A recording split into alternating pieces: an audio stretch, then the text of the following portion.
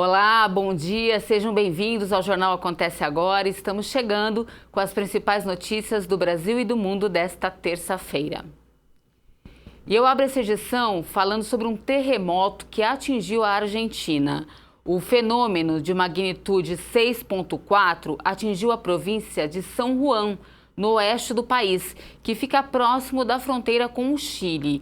Ele ocorreu na noite de ontem, por volta das 11h30 da noite, pelo horário de Brasília. As primeiras informações são de que pelo menos 3 pessoas, 2 crianças e 1 adulto ficaram feridas. O epicentro do terremoto ocorreu a 29 quilômetros a sudoeste da região de Pocito e a 20 quilômetros de profundidade. Uma série de tremores de magnitude inferior foram registrados nos minutos seguintes. Houve pânico entre as pessoas e estragos em várias residências. O tremor foi sentido por brasileiros no Rio Grande do Sul e também aqui em São Paulo. Até o momento, não há informações sobre mortos. Nós vamos continuar acompanhando o desdobramento desse terremoto e mais detalhes sobre esse assunto você confere nas próximas edições. A situação crítica vivida em Manaus foi tema de uma coletiva de imprensa ontem. O ministro da Saúde, Eduardo Pazuello, declarou que o sistema de saúde de Manaus vive quase em colapso normalmente. O ministro da Saúde brasileiro, Eduardo Pazuello, tentou encontrar razões para a situação dramática vivida em Manaus.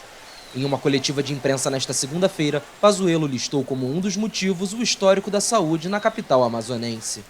O sistema de saúde de Manaus já é quase colapsado normalmente. Trabalha com 70% a 80% de ocupação. São 2.250.000 habitantes com pouquíssima estrutura de saúde desdobrada.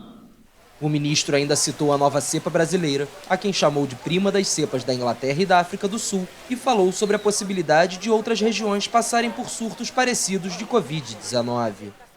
Isso, sim, pode se replicar para outras cidades agora do norte e nordeste ao longo do ano e pode se replicar quando nós chegarmos mais perto do inverno para a região centro-sul nossa, sul do centro-oeste, sudeste e sul.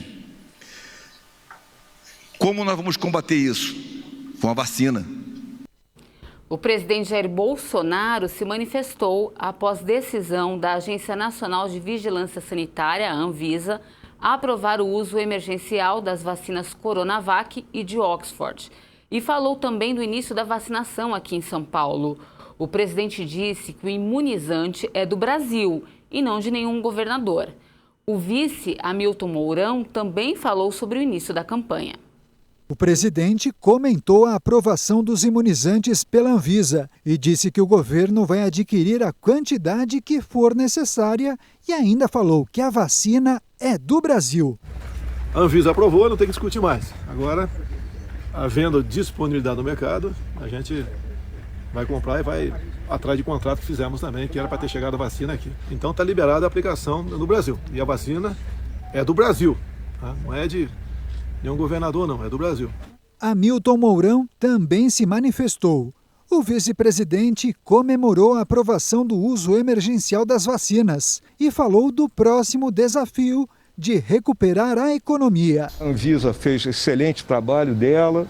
Tem 2 vacinas aprovadas, tem vacina contratada para até o final do ano vacinar 70% da população brasileira e, consequentemente, a gente chegaria numa situação ao fim desse ano com liberdade de manobra em relação a essa pandemia. Nós vamos resolver esse problema e o principal que vem depois é a gente resolver a situação econômica do país, de modo que a gente consiga retornar a uma situação melhor de emprego para nosso povo. Mourão não quis falar sobre o fato do governo de São Paulo ter iniciado o programa de vacinação em desacordo com o Ministério da Saúde e disse que não iria comentar o que chamou de politicagem.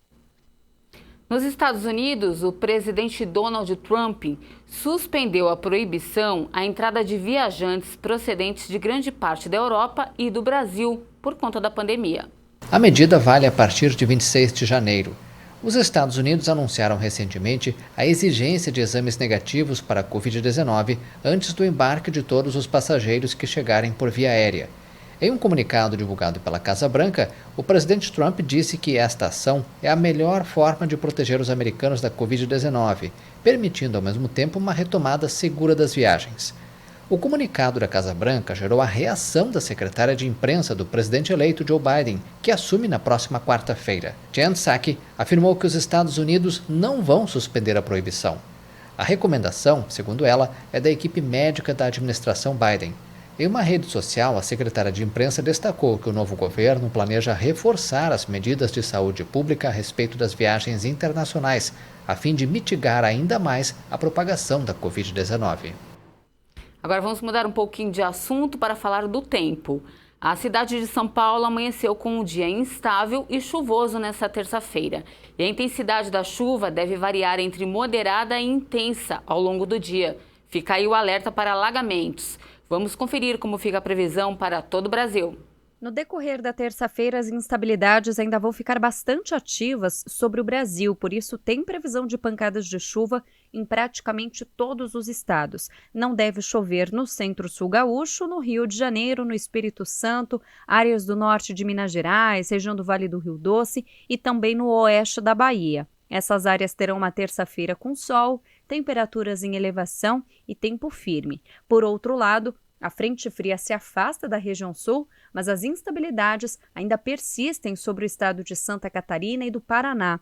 Estes dois estados ainda ficam em alerta para temporais. A chuva vai acontecer ao longo do dia, é uma chuva que vai e volta, o céu fica com bastante nebulosidade e grandes volumes devem ser acumulados, principalmente no litoral do Paraná e na região do Vale do Itajaí. O sul e o oeste de São Paulo também vão receber bastante chuva até a madrugada da terça-feira e tem previsão ainda de céu encoberto no decorrer do dia e com vários períodos de chuva. De forma geral, o estado de São Paulo vai ter sol, a temperatura ainda consegue subir, não tanto quanto na segunda-feira, mas ainda vai ser um dia abafado, porém as pancadas de chuva podem acontecer em vários momentos. Entre as regiões centro-oeste e norte do Brasil, também tem previsão de chuva em vários momentos da terça-feira e chuva que pontualmente pode vir com forte intensidade, inclusive na região de Goiânia, tem alerta para temporal em Manaus, na região de Cuiabá, Campo Grande também.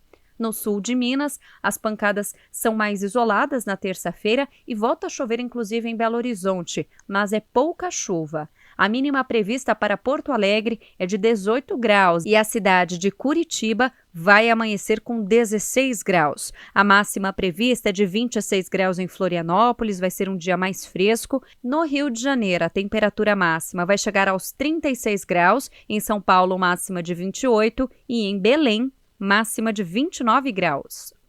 Você viu, vem água por aí, hein? E olha, antes de encerrar, eu volto a falar de coronavírus. O estado do Rio de Janeiro deu início oficial à vacinação contra a Covid-19 e um dos pontos turísticos mais famosos do mundo foi o local escolhido para começar a campanha. Vamos ver? Uma cerimônia realizada aos pés do Cristo Redentor marcou o início oficial da vacinação contra a Covid-19 no Rio de Janeiro. Terezinha da Conceição, de 80 anos, moradora do abrigo Cristo Redentor, e a técnica de enfermagem Dulcineia da Silva Lopes, de 59 anos, que trabalha no Hospital Ronaldo Gazola, foram as primeiras pessoas do estado a receberem a vacina. O estado do Rio vai receber 487.520 doses, direcionadas aos grupos prioritários: trabalhadores da saúde que atendem pacientes de Covid-19, idosos em abrigos de longa permanência e indígenas. Caberá à cidade do Rio, inicialmente, 231 mil doses da vacina, sendo que 110 mil serão entregues numa primeira remessa. O Acontece Agora fica por aqui. Se você quiser rever todas as reportagens, acesse o nosso canal no YouTube. Muito obrigada pela companhia. Eu volto às 11 da manhã falando sobre o aumento do consumo de café nesta pandemia. É daqui a pouquinho e eu espero você. Até mais!